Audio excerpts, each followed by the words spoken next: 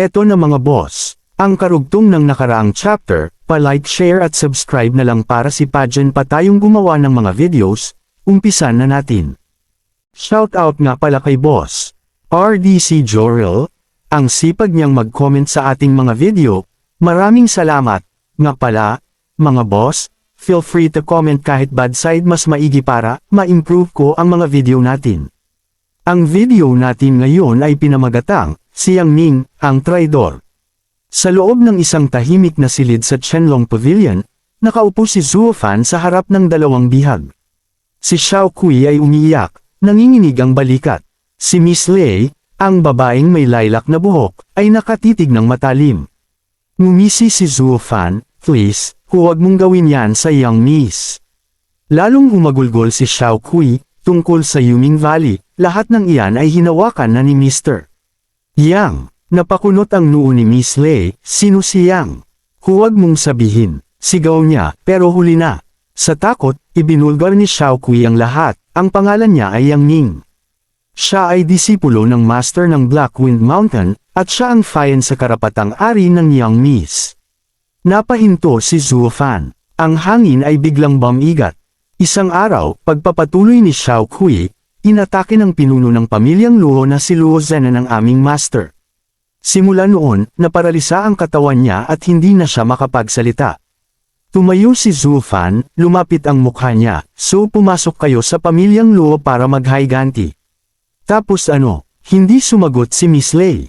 Si Xiao Kui ang nagpatuloy, hindi namin kayang labanan ng mga gwardya ng Luo. Buti na lang may plano si Yang. Gumawa siya ng kasunduan kay Sun Guanjia para mapabagsak ang pamilyang Luo. Pagkatapos, tumakas si Luo Yunxiang at nalaman naming nandito siya sa lungsod na ito. Kamakailan lang, sinabi ni Mr. Yang na nakipag-ugnayan na siya sa Yuming Valley para tulungan kami. Pinakinggan ito ni Zuo Fan nang hindi kumukurap. Pero paano mo nalaman na si Luo Zhenan ang umatake? Tanong niya, malamig ang boses. Nakita mo ba mismo ng dalawang mata mo? Umiling si Xiao Kui, si Mr. Yang ang nakakita. At yung sinasabi mong ang Hui Longzang ang makakagamot sa master niyo, si Yang Ning din ba ang nagsabi niyan? Hindi nakasagot si Xiao Kui. Biglang bumukas ang pinto. Pumasok si Luo Yunxiang, nakangiti. Zuo Fan, may oras ka ba? Samahan mo akong mag-shopping. Pagkakita niya sa dalawang babae sa loob, nagbago ang mukha niya. Zhuo Fan. Anong ginagawa mo? Nasa Qianlong Pavilion tayo. Paano ka gagawa ng kahalayan dito? Tumayo si Zuo Fan, kalmado, ginagawa ko ito para sa pamilyang Luo. Para sa pamilyang Luo, sigaw ni Yunxiang, nanginginig sa galit. Nagdala ka ng dalawang babae sa bahay tapos sasabihin mong para sa Luo. Hindi ba gusto mong lumakas? Hindi ba nangako kang gagawin mong pinakamalakas ang Luo sa 7 pamilya ng imperyo? Tapos bakit mo ginagawa ta? Sa isip ni Zuo Fan, nagtaka siya, hindi ba kalmado siya palagi? Bakit siya nag-overreact sa ganitong bagay?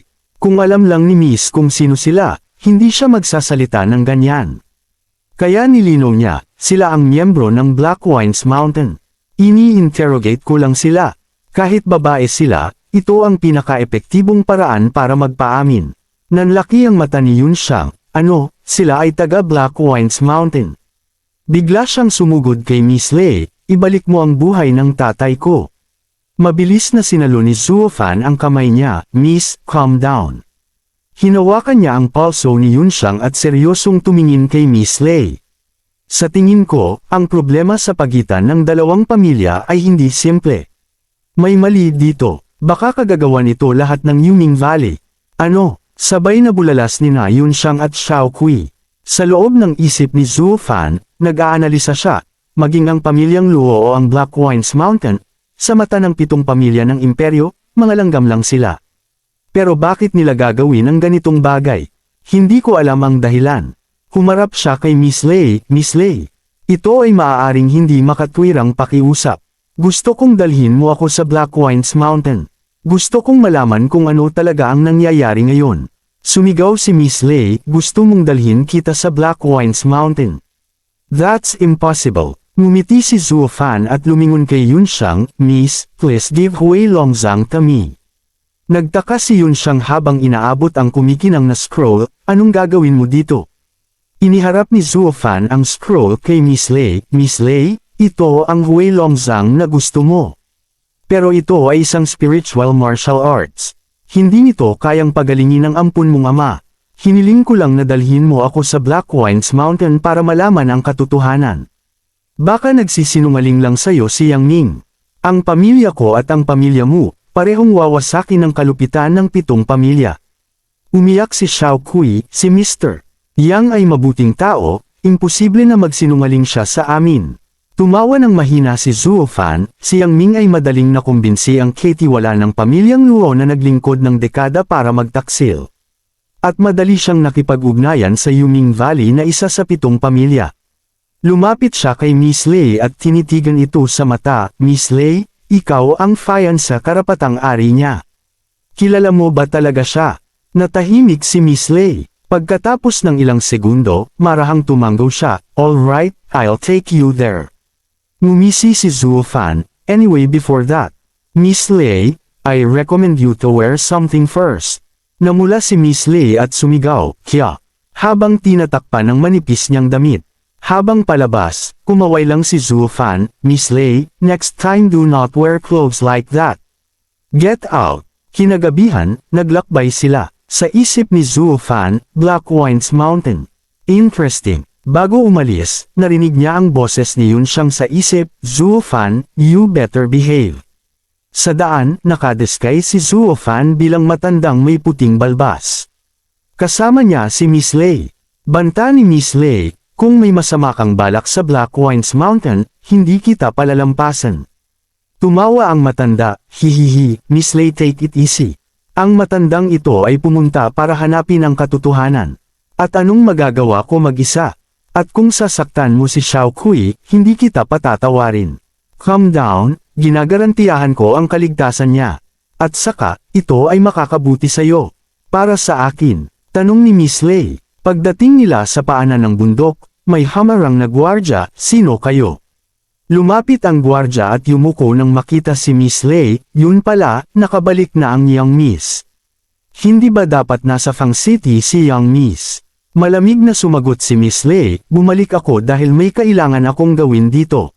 Sa likod, nag-isip ang matandang si Zuo Fan, he must be the subordinate of Yang Ming. Bigla siyang nagsalita, hindi ba sikreto ang misyon mo sa Fang City?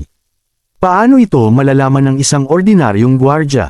Natigilan si Miss Lei, tinitigan niya ang gwardya, at ang mga mata niya ay naningkit sa pagdududa. Nagpatuloy sila sa pag-akyat, habang naglalakad, sinabi ni Zuo Fan, just look at it. Si Yang Ming ay darating para salubungin tayo pagdating natin sa bundok. Hindi sumagot si Miss Lei.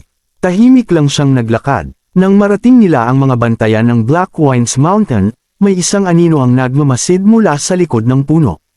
Isang boses ang tumawag, Sister Yuteng. Biglang lumingon si Miss Lei, gulat na gulat. Dahan-daang lumabas ang lalaki.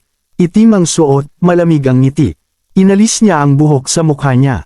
You should be in Fang City, sabi niya. Why did you suddenly come here? Nanlaki ang mata ni Miss Lei at napaatras si Zuo Fan sa loob ng kanyang disguise. Yang Ming, thank you mga boss. Dito na natapos ang chapter na ta. Stay tuned lang, ini-edit ko pa ang susunod na chapter. Like and subscribe para updated kayo sa mga upload natin.